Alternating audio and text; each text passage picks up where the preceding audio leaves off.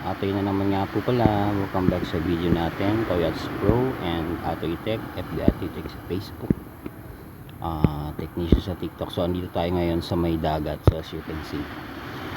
Tapos attempt tayo ng range test ng ating battery. Okay, so update home point naman ako. And then safety natin, auto RTH, tingnan lang natin.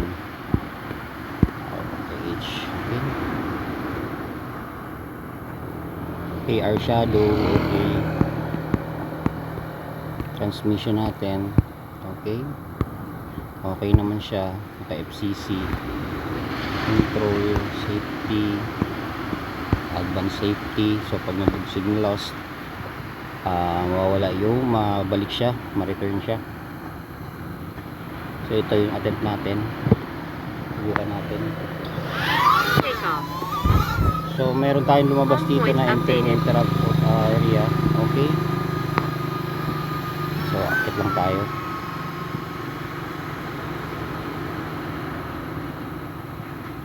Kita mo yung dagat. Okay.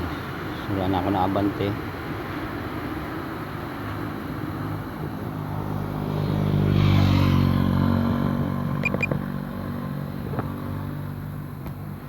Bakit ang bagal natin? Naka 25 kilometers lang tayo.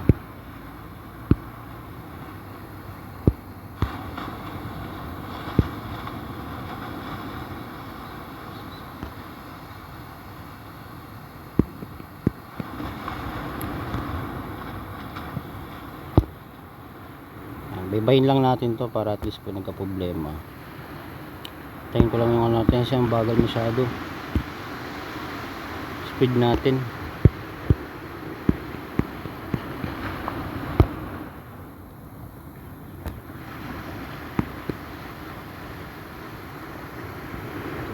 Basta na yung setting natin.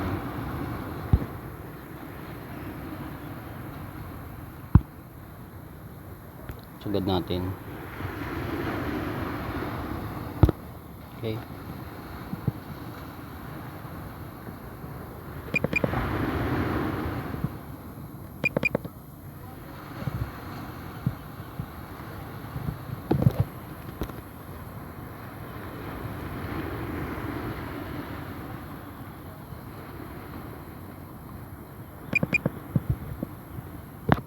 Okay, siguro okay na yan. 20 kilometers an hour. Safety, battery input tayo. Okay.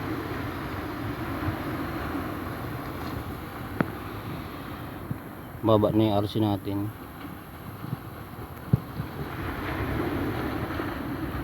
Taas pa na. Ang bagal niya, ba't ganun?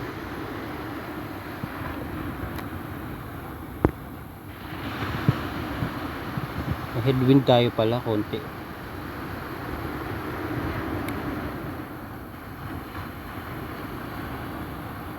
Taas pa natin, humina yung RC natin.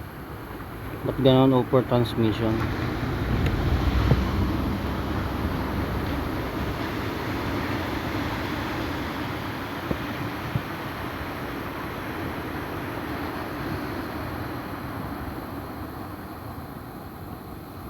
Tingnan natin kung hanggang saan ano. So ito napakalawak nito, open space na tayo.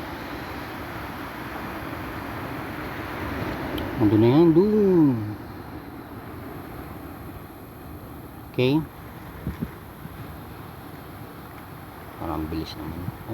Mahina na ng RC natin agad ah. Taas natin. Ayan lang. Ganda ng panahon dito ngayon, hindi siya masyadong walang hangin, konti lang sa taas.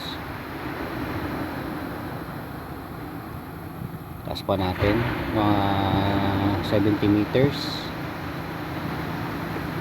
68 lang siguro eh. Okay, so we have 1.5 kilometers na.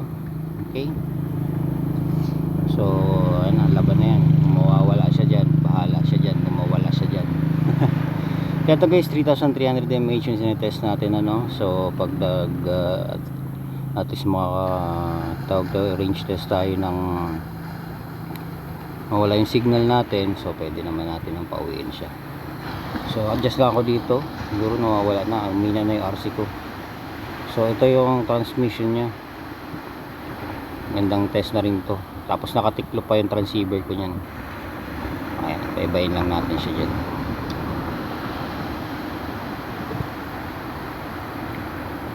Update natin cruise control, masyado mabagal.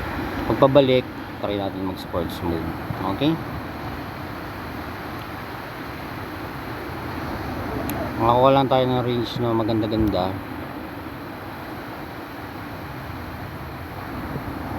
Kahit mga 5 kilometers siguro, no, back and forth. Kaya lang 30 kilometers an hour. Hindi natin kakayanin sa 18 minutes to, masyadong mabagal to. Battery level is low. Cancel lang tayo. Aircraft will return to the home point Tingin in tayo 10 ng battery seconds. info natin kasi baka malaglag yung isang ano. Okay, mix transmission na. Yan, dito. As pa natin, nawawala na yung transmission natin. 2.3 kilometers na tayo.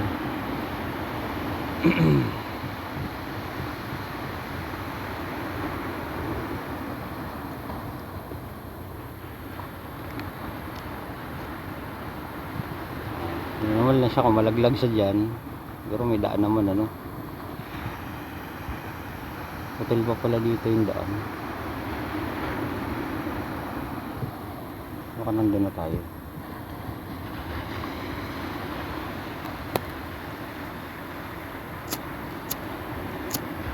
Wala na.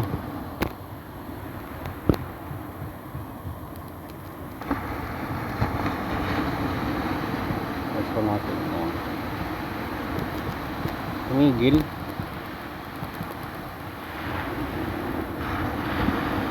Max flight distance reached. Max flight distance reach.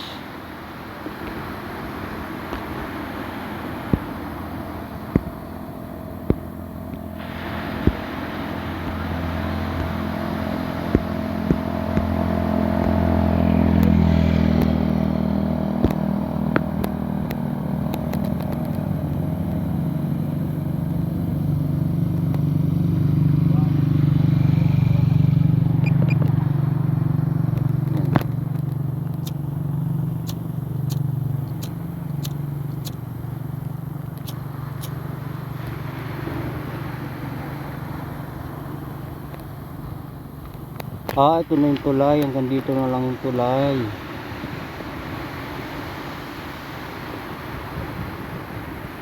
Ito na lang pala yung tulay. So hanggang dyan na lang siguro tayo, guys. Di ko na patatawarin dun sa kabila. So 3 kilometers pwede naman na siguro yan. Hanggang dito lang tayo sa may unahan na to. Kasi putol na yan, no? Pag pinilit pa natin doon, baka malaglag yung drone. Hindi natin na makuha. Sayang naman. Check lang ako dito ng battery voltage ko. Okay, so well balance naman, 39 degrees. Solid na din.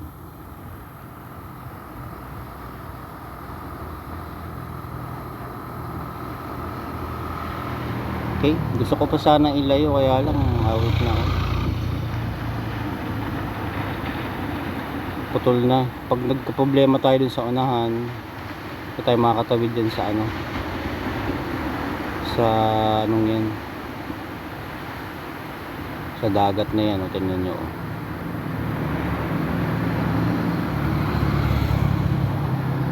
Diba?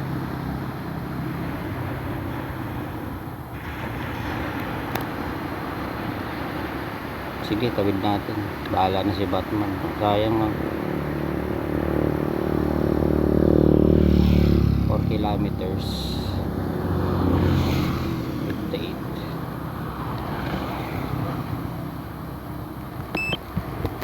Diba?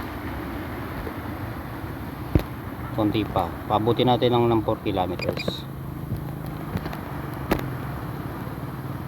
Hindi pa naman tayo sa battery natin. Okay, check yung distance natin. So dito lang tayo, at least pag nahulog siya dyan, dyan lang hanapin natin siya dyan. Kaya lang signal block na tayo. Yun, maganda na yung RC natin. Wala tayo dapat.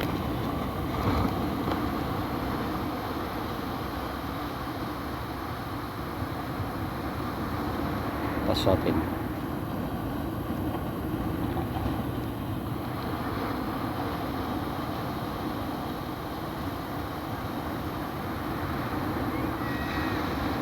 Okay, kabalik pa kaya to 4 kilometers. So ito na pala, ito pala yung view dito.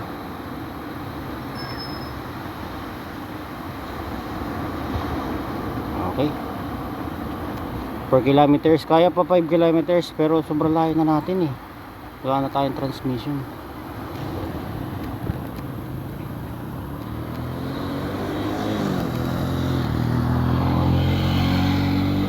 Engage na ako ng home, return to home na Return tayo. to home. Bagal ng return to home natin. Cancel lang tayo, tapos tulak na lang natin dahan-dahan.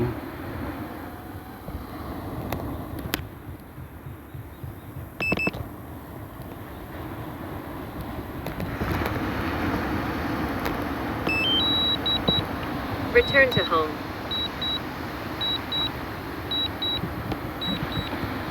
Cancel, tulak. Bakit nag-record?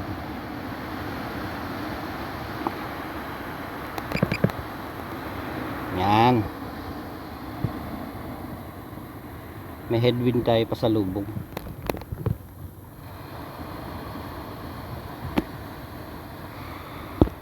.5 para hindi tayo makaka-uwi ah.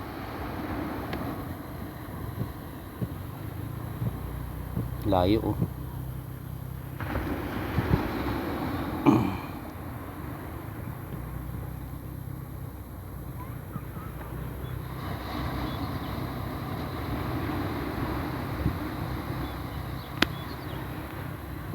Sports mode na tayo. Obstacle sensing unavailable. Fly with caution. Masyadong mabagal yung takbo natin. Ayan. Makauwi pa kaya ito mga idol? Kasi recording na ako 12 minutes almost na. And 18 minutes lang yung ano natin. Ayan oh. Ganda oh. Pero yung RC natin ano, bumababa. Okay. Ayan. So nakakuha naman tayong decent na ano. And then 43 degrees Celsius yung ano natin. Okay. Okay, pauwi na po tayo mga idol ko. 91 meters yung ano natin. Yun oh. Ayan na. Yung mga basura daw. Wala yung image transmission ko. Ayan. Okay, 13 minutes of recording na tayo. We have 37% pa. And then we have 2.7 kilometers pa na layo.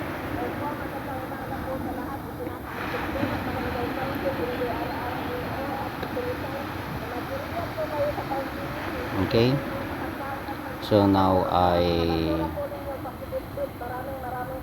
sige po, salamat po. Ito kasi tayo sa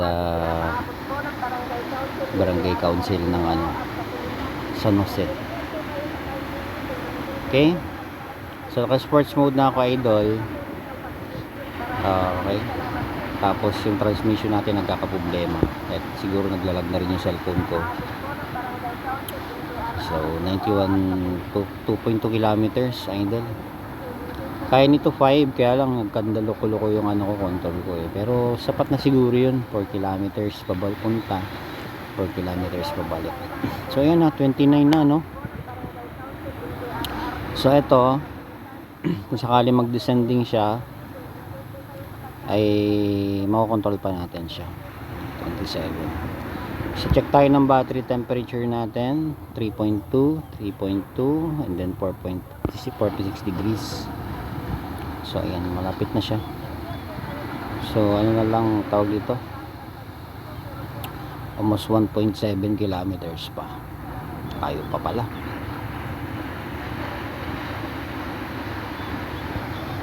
1.6.